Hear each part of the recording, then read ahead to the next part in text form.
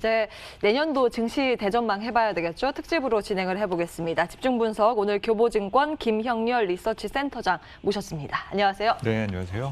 예, 그 사이에 또 살이 마르신 것 같아요. 아닙니다. 살이 빠지신 건 그렇지 아니세요? 않습니다. 예, 예. 요즘 시장의 분위기가 좋아서 또 할 얘기가 많은데 과연 이 좋은 분위기를 내년까지 끌고 갈 수 있을까라는 부분에 많은 분들 궁금증을 가지고 계십니다. 네. 하나하나 좀 체크를 해보겠습니다. 올 한 해 참 많은 이슈가 있었잖아요. 이제 롤러코스터 장세를 기록을 했고 그 흐름들을 다 이겨내고 지금 이제 신고가 영역이긴 합니다. 한 해의 증시 평가부터 해주시죠.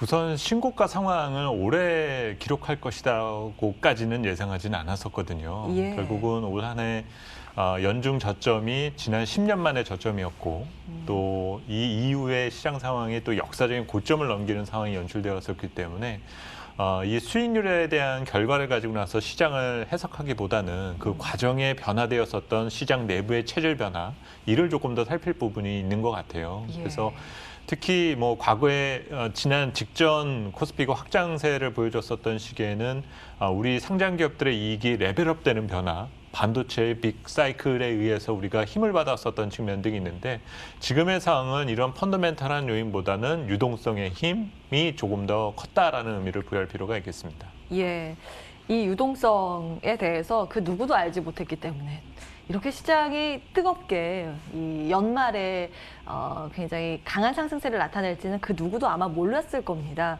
이제 특히 그 외국계의 순매수가 시장을 끄는데 이제 뒷심을 발휘하게 했고 사실 그 앞서서는 개인 투자자들의 그 매수세의 힘이 강했는데요. 수급적인 부분은 어떻게 체크하고 계세요?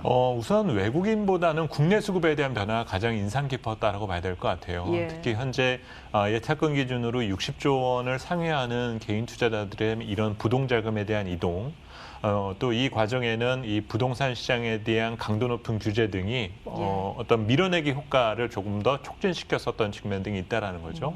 그리고 개인 투자자들이 과거에는 어떤 투자 정보에 대한 불균형에 상당히 이 그늘진 구석에 있었던 것과는 대조적으로 상당히 다양한 매체 등을 통해서 투자 정보의 불균형이 해소되는 과정 등이 시장에 대해서에 대한 어떤 자신감으로 이어졌었던 측면 등이 있다라 보여집니다.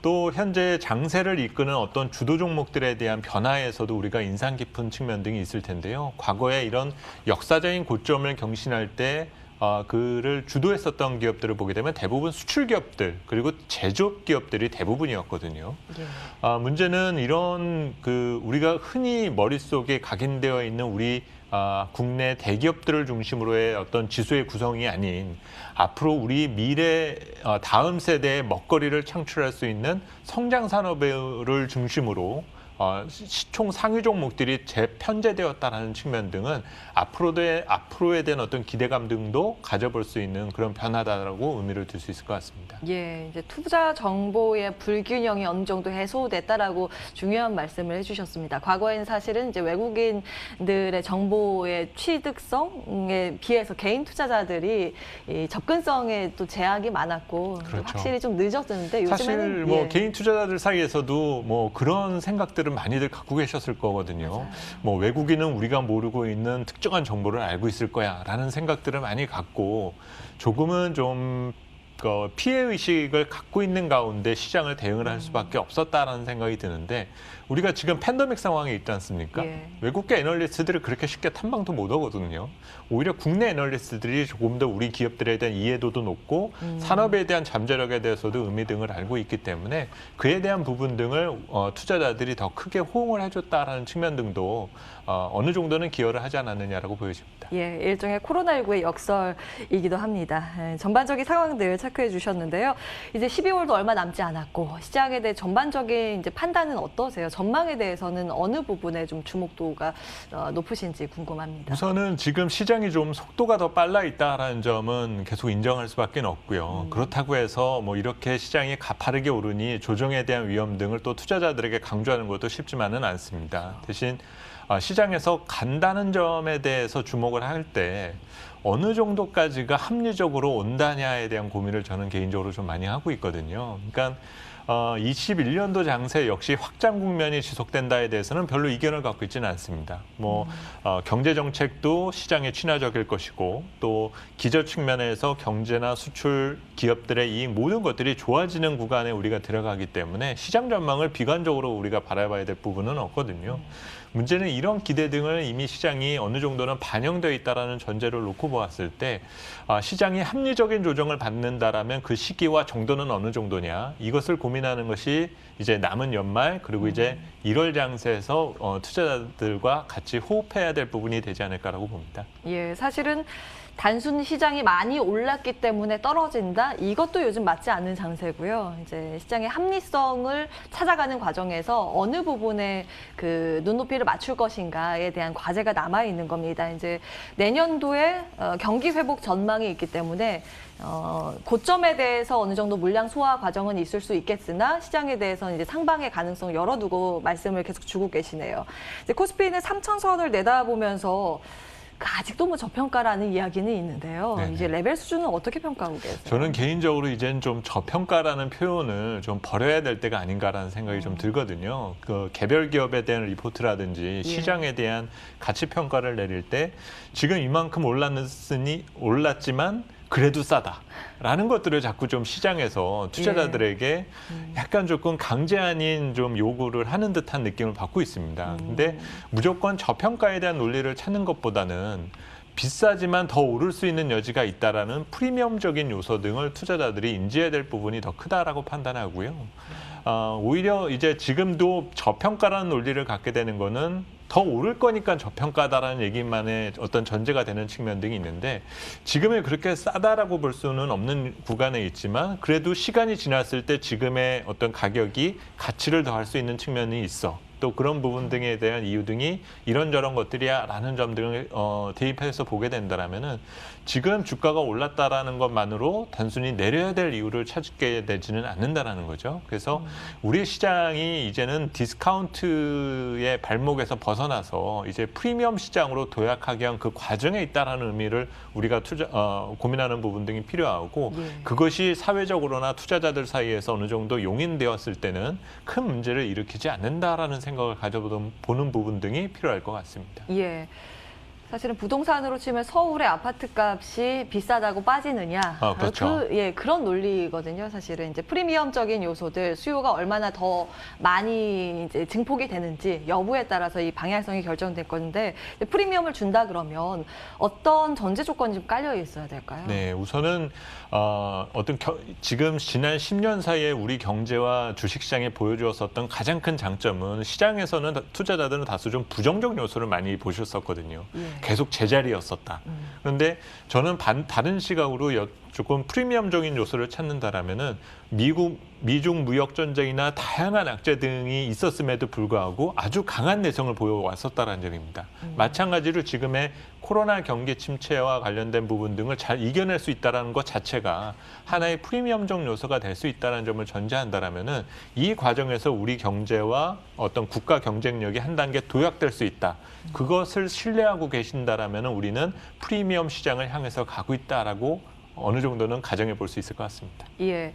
자, 그렇다면 이제 시장에 대해서 긍정적인 평가를 가지고 계시니까 이제 투자자의 관점에서는 어떤 포지션이 유효한 건지 그리고 업종이나 섹터 전략은 어떻게 가져가는 것이 좋은지 좀 거시적인 시각에서 챙겨주신다면 내년도까지 저희가 볼 수 있을 만한 부분을 체크해 우선은 주신다면. 경기가 확장 국면에 들어가고 있기 때문에 지금까지 증시가 회복되는 데 기여했었던 종목들은 계속적으로 관심을 갖고 계시는 것이 필요해요. 근데 또 투자자분들은 그 종목들은 이미 많이 올라서 좀 덜 오른 에 대한 부분 등을 자꾸 찾고 계시는 측면 등이 있거든요.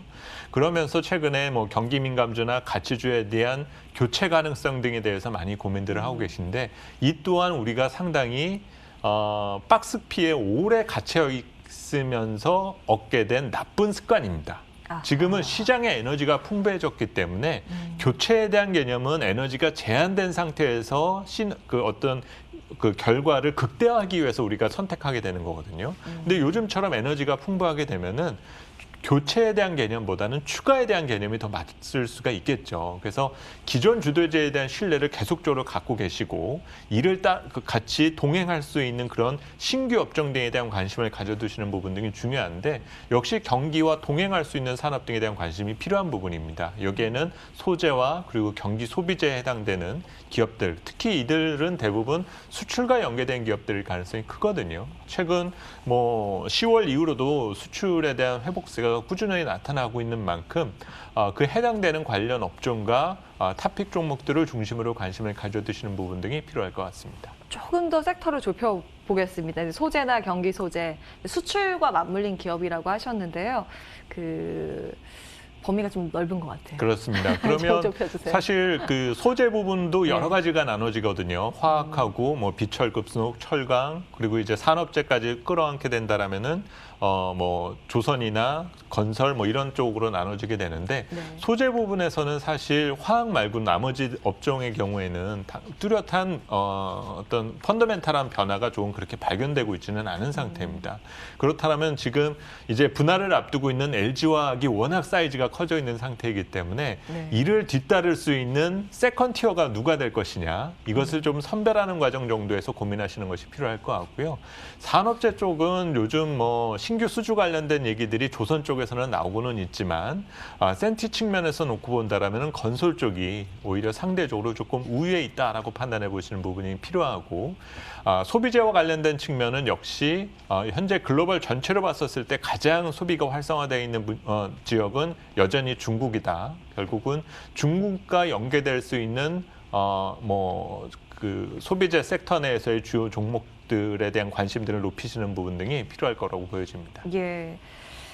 중국 연계 소비재라고 하면 전통적으로는 이제 화장품이나 의류 이런 쪽인데 이 부분 말씀하시는 건가요? 그렇습니다. 면세나 이런 쪽이요. 차를 포함해서 2021년서부터 중국에서도 상당히 많은 법제 개편이 시작이 됩니다. 그 변화 과정에서 수혜를 받을 수 있는 기업들 그리고 또 그동안 이 중국 시장에서 우리 기업들이 상당한 어려움을 겪고 왔었는데 잘 견딘 기업들이 있거든요. 이 견딘 기업들의 생존 프리미엄을 우리가 생각해봐야 될 부분들도 분명히 있다라는 거겠죠. 예. 이제 섹터 전략으로는 화학 섹터 쪽에서는 전기차죠, 사실은. LG 화학의 이제 후발주자를 찾을 필요가 있다라는 한 가지 포인트. 산업재 쪽에서는 건설업에 주목을 하셨습니다. 아무래도 국내의 정책과 맞물린 부분에 주목을 하시는 것 같고요. 중국 연계 소비재는 중국 내부에서 이제 쌍순환 전략이라고 해서 이제 소비를 키우는 쪽에 정책에 맞춰져 있기 때문에 이와 맞물려서 또 자동차도 언급을 해주셨지만 소비와 맞물린 기업들이 무엇이 있는가를 찾아보는 것도 하나의 아이디어가 될 것 같습니다. 섹터 전략까지 주셨고요. 이제 한 가지 이슈가 고민되는 건 뭐냐면 이제 내년도 전략 큰 그림에서 볼만한 이제 투자 전략을 주신 거고 남은 하나의 변수라고 하면 그 대주주 요건 10억 원. 일단은 그 변동 없이 10억 원으로 가기로 했지만 기존에 10억 원이라고 했을 때도 연말에 늘 나왔었던 물량들이 있고 소화해 나가야 되는 과정이 남아있기 때문에 이 부분은 또 어떻게 체크하시는지. 조금 더 의미를 확장해서 본다라면 지금 말씀 주셨었던 대주주 조건과 또 내년 초에 이제 시행될 것으로 예상되는 공매도 관련된 측면에서도 마찬가지겠지만 얘기 나오고 있죠, 그렇습니다. 근데 항상 말씀드리는 부분이지만 절대적으로 제도가 기업의 가치와 시장의 가치를 결정지을 수 있는 부분 등은 아닙니다. 그리고 또 반대로 그것이 좀 불편하다라고 의식되어서 자꾸 거리를 둘 수 있는다라는 것도 시장을 이거를 건전화시킨다라고 우리가 단정지을 수 있는 부분들은 아니거든요. 오히려 감독 당국이 정확한 원칙과 기준을 갖고 이 제도와 관련돼서 발생 가능한 여러 문제 소지 등을 조금 제거하는 노력들을 해나가는 것들이 중요하고 당장 시행하는 것이 부담스럽다면 단기적인 시행도 그렇게 나쁜 선택이 아닐 수가 있게 되거든요. 그리고 시행 이후에도 만약에 문제가 있게 된다면 언제든지 수정을 해야 되는 부분이지 않습니까? 결국 너무 투자자들이 나의 어떤 투자 의사에 대한 결정과 전략 수립, 종목을 선택하는 데 있어서 이런 요소 등에 대해서 그렇게 크게 의식할 문제는 오히려 아닌 소음에 불과하다는 점 등을 조언해 드리고 싶습니다. 예. 기업의 본질적인 부분에 이제 펀더멘털에 주목을 한다면 외풍적인 요소, 노이즈에 크게 주목할 필요는 없다라는 관점에서 기업 이익, 그 상향 전망 이런 쪽에 이제 포커스를 맞춰야 된다라는 부분을 강조를 해주셨습니다. 오늘 교보증권 김형렬 리서치 센터장과 함께했습니다. 시간 내주셔서 감사합니다. 감사합니다.